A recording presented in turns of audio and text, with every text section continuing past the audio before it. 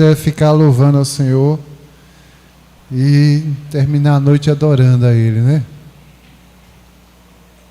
Hoje nós vamos continuar nossa campanha estudo. Vamos continuar navegando pela palavra nesse tema. Eu já disse, irmãos, movendo o céu e a terra.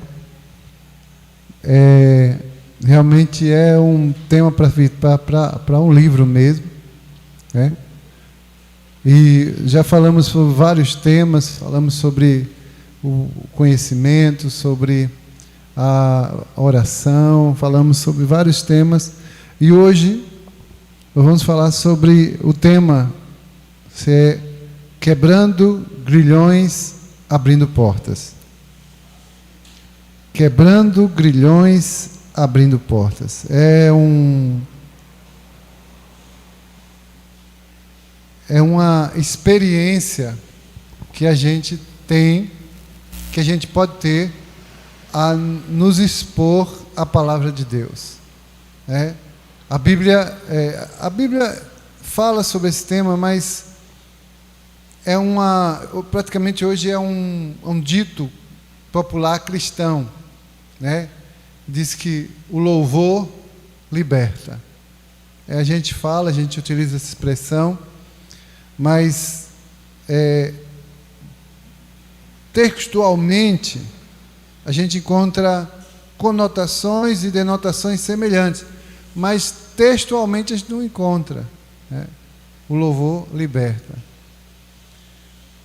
A Bíblia diz para nós em Atos dos Apóstolos, capítulo 16, versículos 25 e 26, relata aí um recorte do texto sobre o fato da libertação de Paulo e Silas, numa das primeiras experiências apostólicas de Paulo com o cuidado de Deus.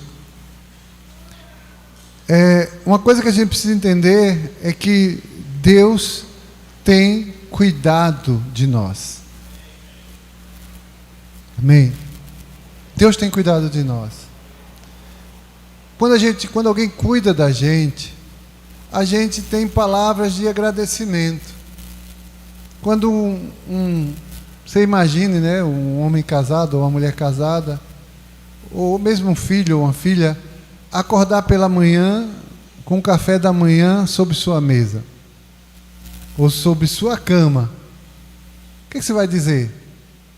Vai dizer obrigado. Você vai dizer, mas que coisa boa.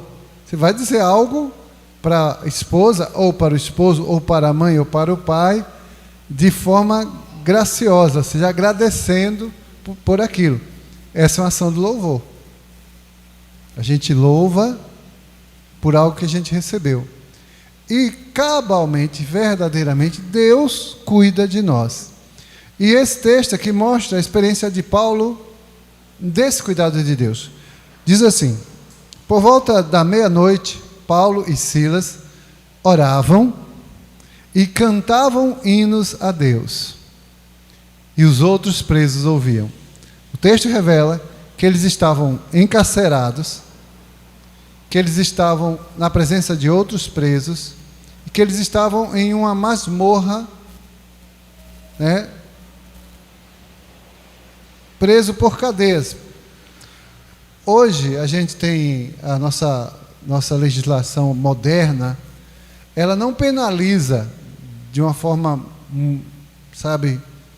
genuína e até mesmo corretiva aqueles que fazem coisas erradas. A pessoa faz uma coisa errada, logo na audiência de custódia ele já pode ser liberado.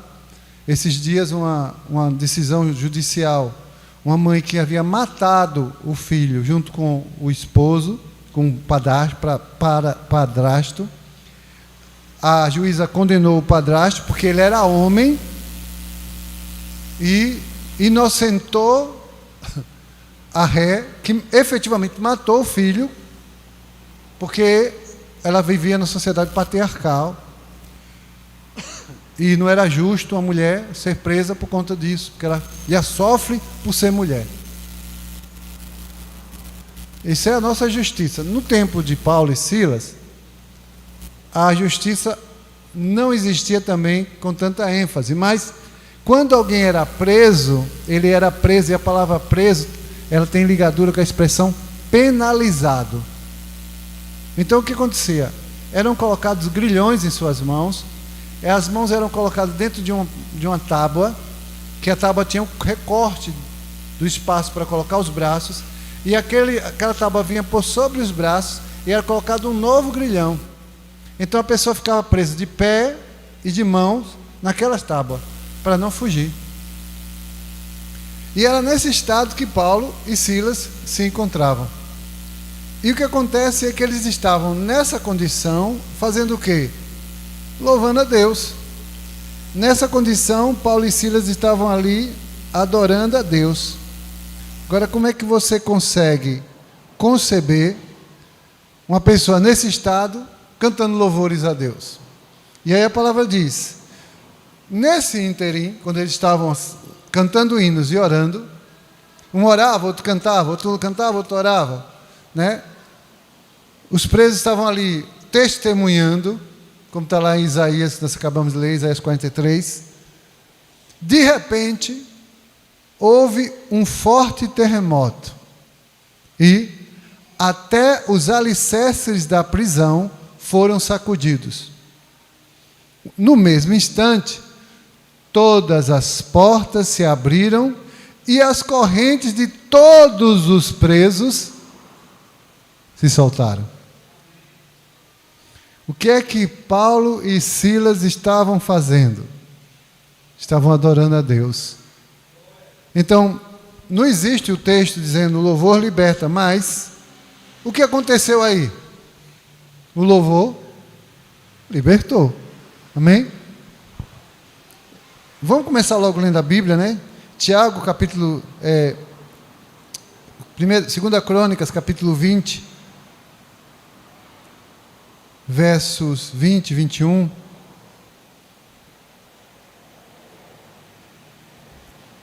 Deixa eu fechar aqui que eu abri o arquivo errado. 2 Crônicas 20, 21, 22. E Josué, capítulo 6, versículo 20. E Salmo 149, versos 6 e 7. 2 Crônicas 20.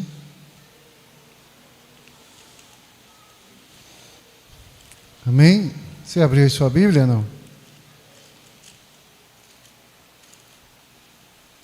Versículos 21 e 22. E quando ele tinha consultado o povo, indicou cantores.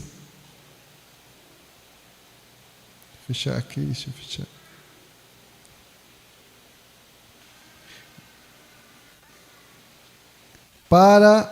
Indicou cantores para o Senhor, que louvariam a beleza da santidade enquanto saíam diante do exército. E para dizer, louvai ao Senhor, porque a sua misericórdia dura para sempre. Veja qual era o louvor desse pessoal e o que é que eles diziam. Louvai ao Senhor, porque a sua misericórdia dura para sempre. E quando eles começaram a cantar e a louvar, o Senhor preparou emboscadas contra os filhos de Amon, Moabe e do monte Seir, os quais vieram contra Judá, e eles foram feridos. Amados, você consegue compreender o resultado do louvor aqui? Enquanto eles adoraram a Deus, a guerra foi vencida. Enquanto eles declaravam uma frase simples, você pode até repetir comigo: louvado seja o Senhor, porque a sua misericórdia dura para sempre. Imagine indo para uma guerra e você colocar cantores diante do exército, e ao invés de você se preocupar com a espada e com o escudo e com a lança, você se preocupar em ouvir e repetir um louvor. Eu sempre digo que as estratégias de Deus são loucas e elas quebram todos os paradigmas. Josué pegou um grupo de homens dos exércitos de Israel e deu uma caminhada ao redor de Jericó por 7 dias, e na última vez foram 7 vezes. Irmãos, qualquer exército, qualquer pessoa que, se você fizer uma caminhada do Siqueira Campos até o Santo Antônio, você chega cansado, sim ou não? E se você faz uma caminhada do Siqueira Campos Santo Antônio, e depois chega no Santo Antônio, você tem que dar 7 voltas em um quarteirão, eu não falo outra coisa, eu falo um quarteirão, você se cansa mais ainda. Então, um exército cansado contra um exército que está enquartelado e descansado, quem é que está em vantagem? O exército está descansado. Aí Deus vem com a estratégia dessa para Josué, e Josué diz: Senhor, eu sou de guerra, o Senhor está me dando a estratégia, eu vou cansar meus homens. Aí o Senhor diz assim: essa luta você não vai ter que pelejar, essa luta é minha. Então, Deus chamou as coisas loucas do mundo para confundir as que não são. Um exército sai para louvar, e nesse louvor ele vence os seus inimigos. Nesse louvor ele quebra o arco e corta a lança dos inimigos de Israel. Vamos para Josué, falei de Josué, vamos para Josué capítulo 6. Josué capítulo 6. Números, Deuteronômio e Josué. Josué capítulo 6. No versículo de número 20. Abra sua Bíblia, acompanhe aí. Assim, o povo gritou quando os sacerdotes sopravam os chofares. E sucedeu que, quando o povo ouviu o som do chofar, o povo gritou com uma grande voz. Então, o muro caiu completamente, de forma que o povo subiu para a cidade, cada um na direção da sua frente, e tomaram a cidade. Agora, o que é isso aí, né? No nosso contexto? O que é que a gente encontra no contexto dos nossos dias? Um brado de júbilo. Dê um brado de júbilo. E às vezes a gente tem dificuldade de bradar ao Senhor, a gente fica com vergonha. Você dê um brado de júbilo ao Senhor. Aí a gente chega aleluia, mas não grita. Irmãos, às vezes você está saindo para uma guerra, que você nem sabe que você está enfrentando uma batalha, está enfrentando uma luta, e um brado desse pode derrubar um gigante, pode derrubar uma muralha, e você não sabe que Deus está operacionalizando sua vitória. Eu tenho uma ilustração, eu não lembro qual é o autor, que ele diz que nos céus tem um celeiro, onde tem muitas bênçãos, e que nesse celeiro tem muitas bênçãos vencidas. Por quê? Porque na hora que a gente deveria agir para receber a bênção, a gente não agiu. E aí, às horas de você dar um brado de júbilo, você não deu. Aquela oportunidade que você tinha. Porque imagina o seguinte: se você pega um judeu sozinho, dando 7 voltas em torno de Jericó, sozinho, e ele dá um grito, dá um brado de júbilo, o muro ia cair? Não. Salvo o Senhor mandasse. Amém? Mas aquelas pessoas que estavam ali, circundando Jericó, em conjunto, foi dado um comando: dê um brado de júbilo. E então eles bradaram juntos. A Bíblia diz que o muro caiu, de forma que cada um na sua frente pôde invadir a cidade. O que isso mostra é que a sua atitude na adoração e no louvor vai abrir as brechas à sua frente. Ou seja, na linguagem bem popular, quando a sardinha é pouca, o meu pirão primeiro. Se você tem uma atitude, a resposta é para você. A resposta é coletiva, porque nenhuma multidão de milagres, todos se alegram. Mas é naquele ambiente, é naquela situação que Deus está promovendo milagres para várias pessoas, para várias situações, para vários homens e mulheres. Quando a gente toma atitude conjunta. Mas quando a gente está só, não acontece. Então, um brado de júbilo não é uma atitude isolado. Eu posso dar um brado de júbilo sozinho? Posso, com alegria de alguma coisa. Eu posso dar um brado, glória a Deus! Eu sozinho. Posso, uma alegria. Mas quando você está diante da situação, qual a característica aqui? Há uma voz de comando. Vamos para o Salmo 149. Salmo 149, abra sua Bíblia, acompanha aí. Lá no finalzinho, já perto de entrar para Provérbios.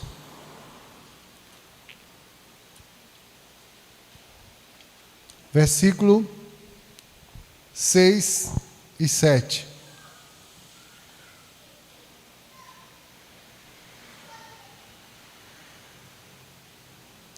Acho que estejam em sua boca os altos louvores de Deus, e uma espada de 2 fios na sua mão, para executarem vingança sobre os pagãos e punição sobre o povo. Ou seja, o seu louvor e a sua adoração é uma atitude de guerra espiritual. Você imagina louvar quando você está com um grande problema. Você imagina louvar quando você está enfrentando uma grande dificuldade. Até o pessoal hoje brinca, né? Porque dizem os historiadores que quando o Titanic estava afundando, a banda do barco tocou mais perto que era estar. E os músicos morreram no naufrágio, porque provavelmente morreram de hipotermia. Não morreram afogados, morreram de hipotermia, porque cai na água muito gelada, você apaga, você dorme e não acorda mais. Mas enquanto as pessoas estavam indo para os botes salva-vida, em sua maioria crianças, mulheres e idosas, se tocava, mais perto quero estar. Você imaginou isso? No momento de grande aflição, louvar a Deus. Ah, apóstolo, mas eles morreram. Mas será que esses homens, no momento de aflição, e sabendo que o fim deles era trágico, e tocando uma música dessa, será que eles não estavam num momento de contrição? Talvez querendo um milagre, mas muitas vezes o milagre de Deus não vem para quem está na situação dessa. O exemplo disso é o ladrão. Ele não deixou de morrer na cruz. Ele recebeu o céu por herança, sim, mas não deixou de morrer. E isso aconteceu também com os apóstolos. Muitos deles não, com exceção de João, todos eles morreram tragicamente, por martírio. Pedro foi morto de cabeça para baixo, crucificado de cabeça para baixo. Tem relatos históricos e deles foram colocados dentro de óleo quente. Eles tiveram o céu por herança? Tiveram. Louvaram a Deus? Louvaram, mas passaram por dificuldades e muitos deles morreram tragicamente. Mas o que a Bíblia mostra para nós é que a nossa adoração, nosso louvor é arma de guerra. E às vezes a gente não percebe isso. Hoje o diabo trabalha muito nisso aqui, e trabalha muito na igreja, nesse campo, para desvirtuar o louvor. Tempos de inteligência artificial, hoje tem muita música aí, está sendo produzida por IA, E tem muita música que está sendo produzida sem o ar do Espírito. E as pessoas estão, sabe? Hoje, antigamente a gente louvava, eu lembro que tinha um congresso, um seminário, um concurso chamado, era um concurso de música, esqueci agora o nome. E uma das coisas que se avaliava nas músicas para serem votadas era a profundidade bíblica, o contexto da música, a referência que essa música tinha na palavra, eram avaliadas profundidade teológica. Hoje não, o povo canta qualquer coisa porque mexe na emoção delas, elas daqui a pouco está no altar, e as pessoas... A gente tem visto aqui, nos nossos dias, há poucos dias a gente teve uma banda aí, está cantando uma música aí que evocava os espíritos de outras religiosidades aí, e foi o maior problema. Mas já tinha uma série de músicas dessas pessoas que inclusive já estavam sendo cantadas. Fala de tudo, menos de Jesus. E aí a gente para se repar. Por que isso está acontecendo? Porque o diabo quer anular as armas de guerra. O louvor e a adoração são armas de guerra. A vida espiritual, irmão, ela se assemelha à vida biológica. Crescimento, amadurecimento são reais. Problemas e provações também, mas temos armas para vencer e avançar. E o louvor é uma dessas armas. Amém?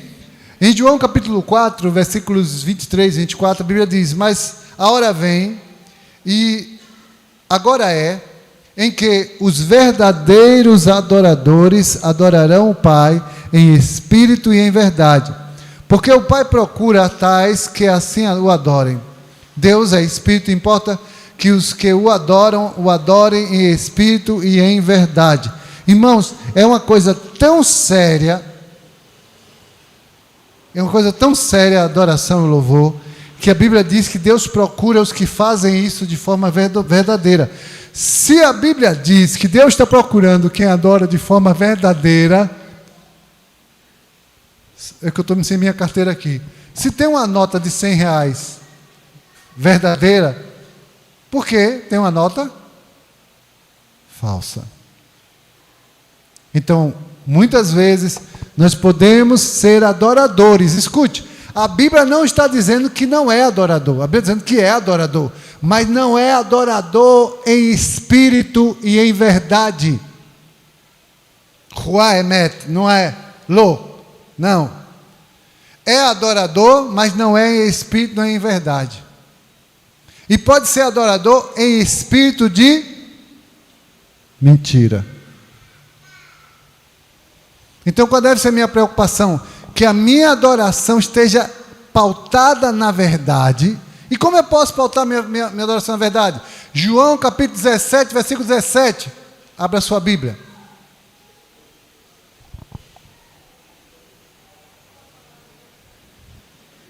Cadê? O que é que tem em João 17, 17? Deixa eu pegar esse negócio aqui que eu acabei de derrubar. Amém? Quem vai abrir? Quem vai ler?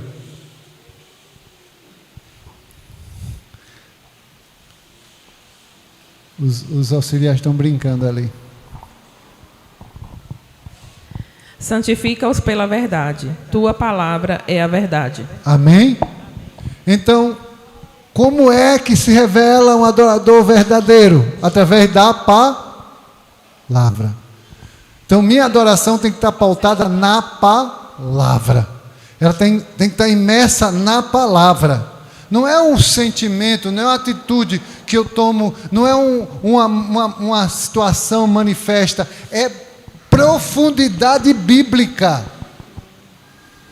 Muitas vezes a gente está vivendo hoje, olha, o verdadeiro adorador desse contemporaneismo século XXI, ele é um adorador. Meu irmão, olha, vai lá, olha lá para trás, Asaf Borba, Ademar de Campos, esses homens não tinham essa situação, sabe, não tinha quando ia louvar, nem essa luz tinha. Era no culto normal, só para te adorar. E o Espírito vinha. Em espírito, em verdade te adoramos. E a presença vinha. Por que a presença vinha? Porque estava na palavra. Então, nossa adoração, claro, temos que ter o som, bateria, guitarra, violão, tudo isso, mas tem que estar ancorado na palavra. Esse ancorar na palavra não é somente o contexto bíblico de conhecer, mas o contexto bíblico de viver. Por quê? Voltamos para ir lá para Isaías 43, verso...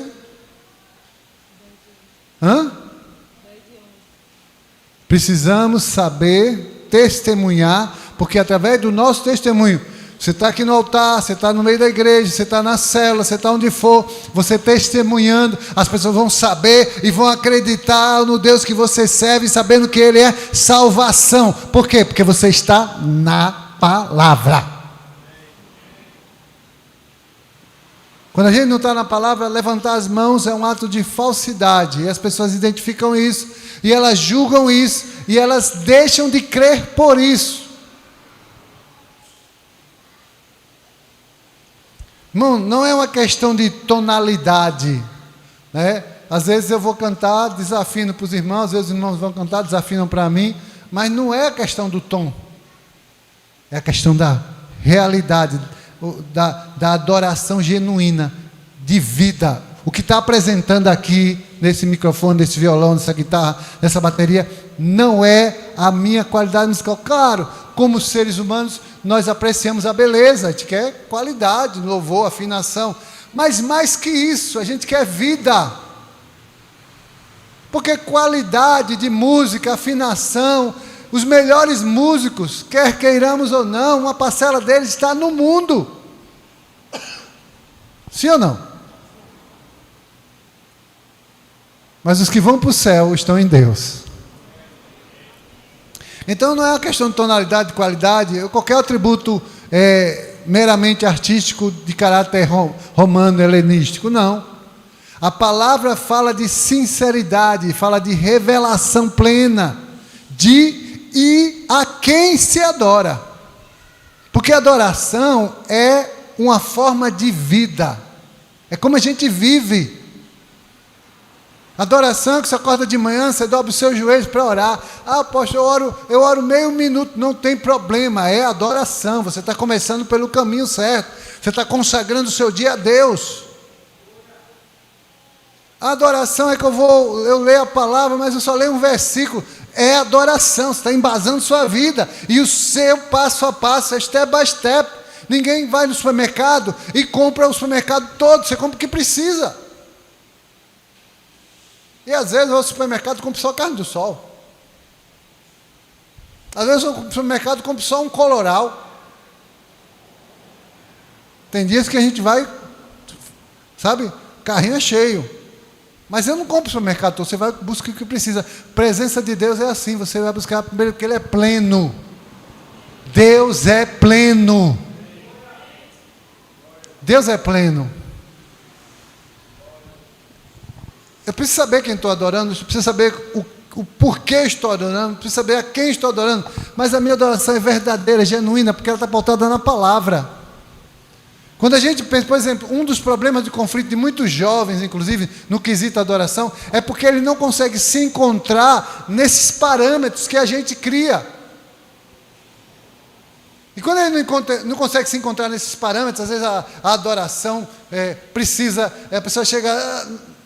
precisa falar em línguas, a adoração precisa se dobrar, a adoração precisa chorar, e a pessoa não tem nada disso, mas ela adora com a profundidade que outros não fazem. Às vezes é resultado só das nossas emoções, afinal de contas, somos seres emotivos. Será que Deus recebe meu choro, meu pranto? Deus recebe meu quebrantamento, o meu jogar no chão? Recebe, mas isso não quer dizer que Ele não recebe o que ficou sentado com a sua mente no Senhor, pensando, Deus, eu queria sentir isso, mas não consigo, só consigo ficar dizendo aqui, louvado seja Deus, Deus recebe. Porque não é para mim, não é para você, não é para as suas percepções, é para Ele. O apóstolo Paulo diz, porque dele, por Ele, para Ele são todas as coisas. E essa é a grande realidade da nossa vida com Deus. Vamos ler agora alguns versículos. Agora eu vou pedir aos irmãos que leiam com rapidez. 1 Samuel 16, 7. Isaías 29, 13. E Oséias capítulo 6, versículo 6.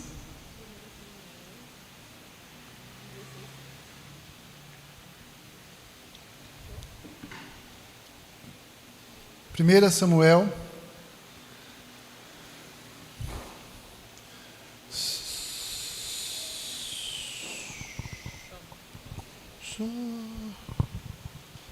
Primeira Samuel 16. O Senhor, contudo, disse a Samuel: não considere sua aparência nem sua altura, pois eu o rejeitei. O Senhor não vê como o homem vê a aparência, mas o Senhor vê o coração. Amém? Amém. Então, meu irmão, às vezes você vê a pessoa, sabe o que é aparente. Esses dias eu vi um homem dançando. Um homem dançando. Aquelas calças, como é que chama? Saruá, como é?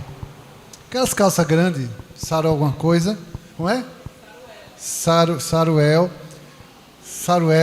sapatilha, camisa normal, barbudo, bigode. Eu vou olhar esse cara dançando, vou ver se esse cara está jeito de homem dançando mesmo ou se... E você via a adoração dele profunda e a dança dele não tinha nenhuma feminilidade. Aí um dia eu lembro que uma pessoa do meu convívio que dançava no altar foi para um seminário no mundo, e aí chegou lá no seminário, tinha umas pessoas conversando, aí chegou um dançarino e disse assim: quando você dança, você é homem ou você é mulher? Ela disse: e o que é que muda na minha sexualidade a dançar? Eu danço sendo mulher, eu canto sendo mulher, eu ando sendo mulher, eu aprendo sendo mulher, eu sento e durmo sendo mulher, nada muda o meu estado. Mas na ideia daquela pessoa, quando ele dançava, ele virava mulher. E muitas vezes, vem para o altar dançando, e a gente fica olhando assim e diz: rapaz, tem alguma coisa errada nesse rapaz aí. Tem alguma coisa errada nessa moça aí. Precisa entender que a nossa relação com Deus, ela é verdadeira, genuína, e as aparências enganam. Às vezes não é para Deus, às vezes é puro egocentrismo, voltado para si mesmo, para suas próprias vontades. Às vezes a pessoa não quer aparecer, não é adorar. Porque o adorador não está preocupado em aparecer. O adorador está preocupado que Deus seja visto. Amém? Isaías 29, 13.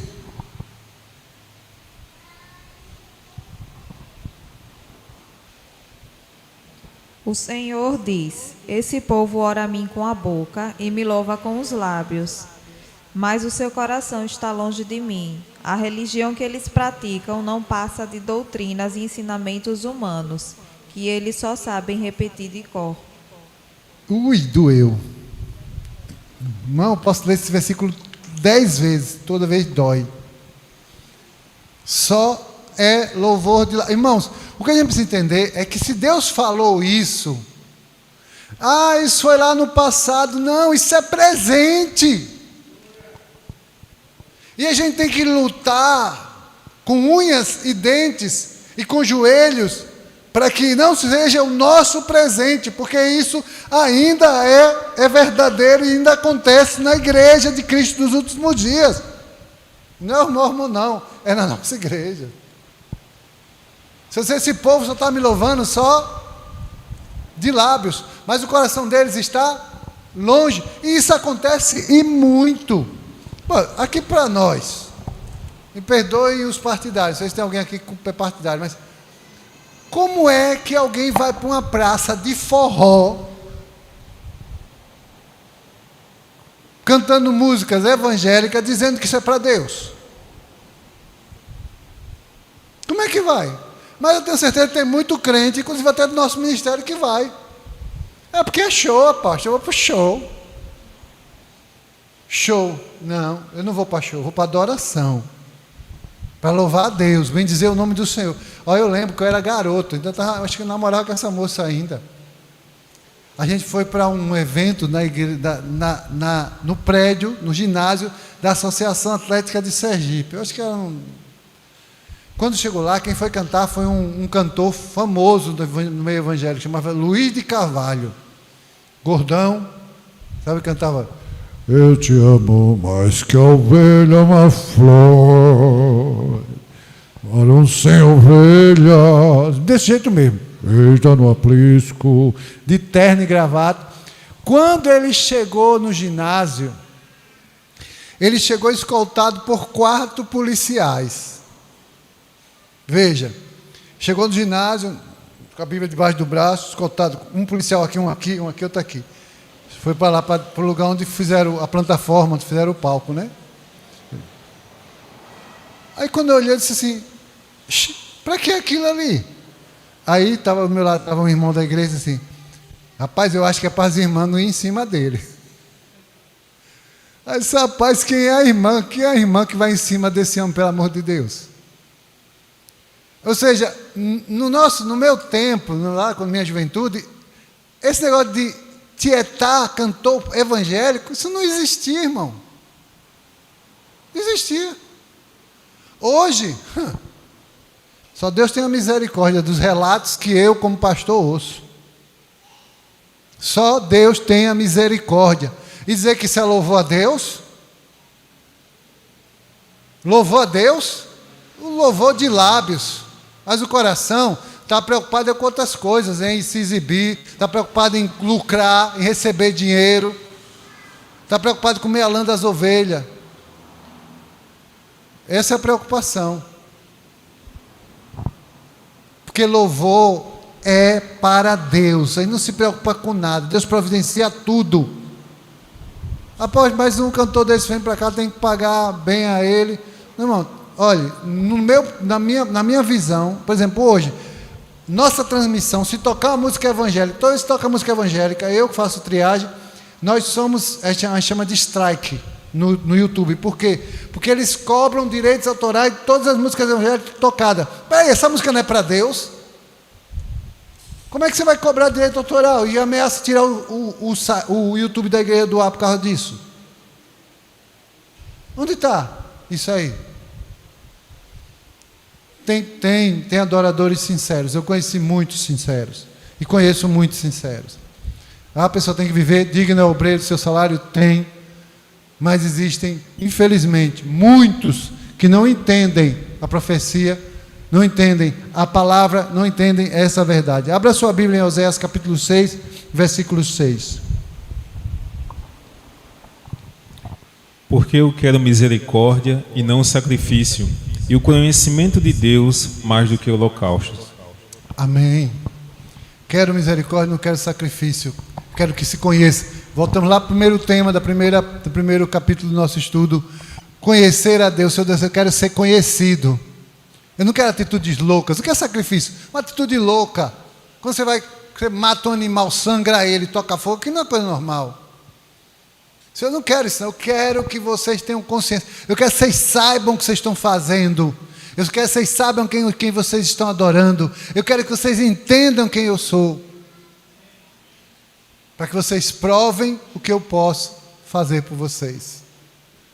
A adoração e o louvor são responsáveis, irmãos.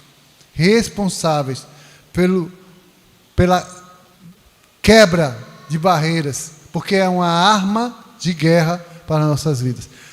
Na próxima semana, eu vou ministrar, ainda dentro desse tema, agora falando da adoração como arma de guerra, de defesa e de ataque. Amém? Que Deus abençoe sua palavra em nossos corações. Vamos nos colocar de pé. Aleluia.